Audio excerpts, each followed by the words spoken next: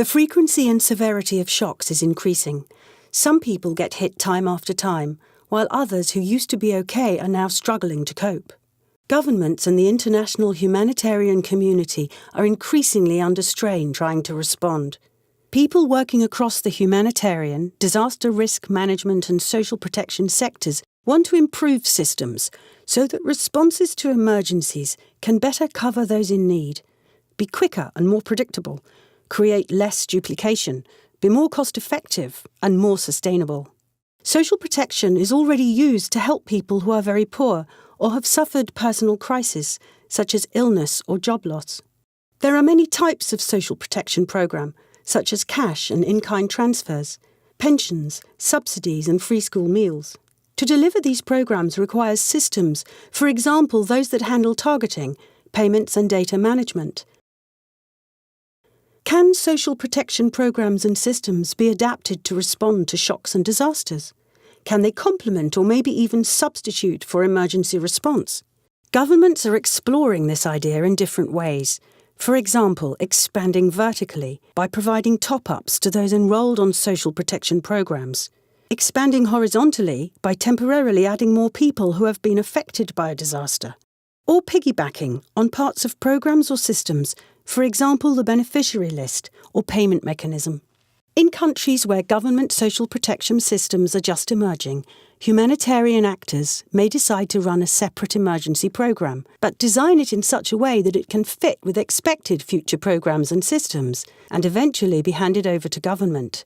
Social protection aims to reduce poverty and the vulnerability of communities, which ultimately makes them more resilient to shocks. So, in many countries, the priority will be first to strengthen the underlying social protection system.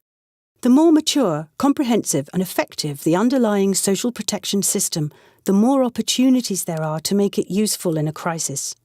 All social protection programmes can have their design tweaked to take shocks into consideration. For example, by prioritising disaster-prone areas or adjusting the payment schedule to fit with seasonal vulnerabilities.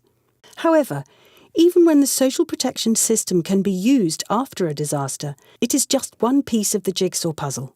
Even if a strong programme is in place, it is unlikely that it will be able to meet the needs of all disaster-affected people. Other types of emergency response will also be necessary. Governments and partners who want to make their social protection programmes and systems ready to be used after a shock need to consider whether there is enough capacity to handle the extra workload, where the extra money will come from and how it will be accessed, what data is needed and how to prepare it, how to handle political issues. For example, if a programme is linked to a particular party, and what regulations need to be put in place ahead of time. In conflict areas, these operational challenges become even more difficult.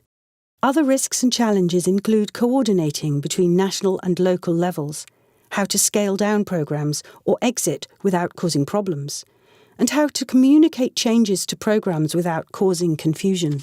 Social protection actors have been trying to use their tools to become more responsive to shocks, and humanitarian actors have been trying to take a more long-term approach. Many are eager to consider using a wider variety of tools, but we need to work more effectively together, sharing ideas and know-how. The disaster risk management sector has other tools that could be useful, for example, early warning systems and vulnerability assessments. Building strategic coordination between sectors is a priority. Together we can create better responses.